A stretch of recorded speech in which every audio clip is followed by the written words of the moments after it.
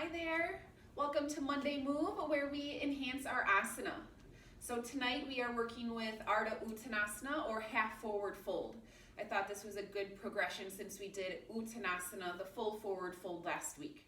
So continuing with that line of teaching, let's get to it.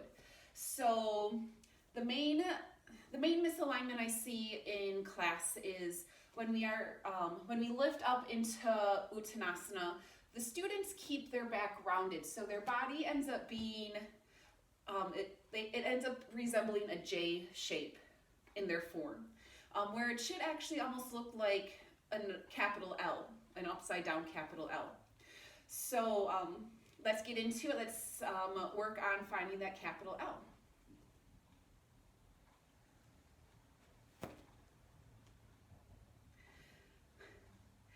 Hey there, welcome to Monday Move where we enhance our asana.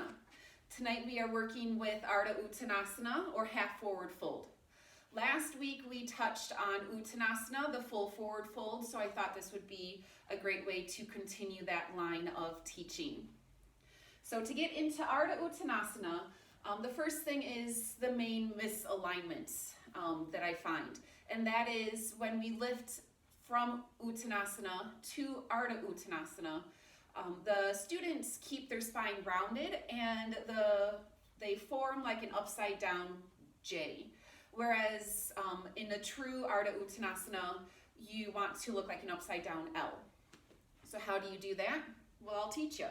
So let's start in Uttanasana. So firm down through the insides of your feet. As you hinge from your hip joints, allow the inner thigh bones to go back a little bit, and then relax your hands on the floor, or if you watched last week, you can raise the floor to you by using blocks. And so here's what happens a lot. I say inhale, lift to Ardha Uttanasana, and they just lift their back. They don't change anything else. What should happen is we need to extend through the front part of our torso. So inhale, lift to Ardha Uttanasana. I normally also say stretch your chest forward. So do you notice that difference? So instead of just lifting up, we stretch our chest forward, and it almost feels like a mini back bend happening in my spine. And again, if you're using blocks or if keeping your fingers on the floor just doesn't feel like you're getting the extension that you need to, again, blocks underneath the hands. Press your hands down into the blocks. Reach your chest forward. Don't crane to look forward. Just keep your head in line with the spine. Keep firm foundation through your feet. My navel is to my spine, so my core is engaged. And then I'm almost taking the bottom of my shoulder blades in towards my chest. So I'm broadening through my collarbones. I'm reaching my chest forward.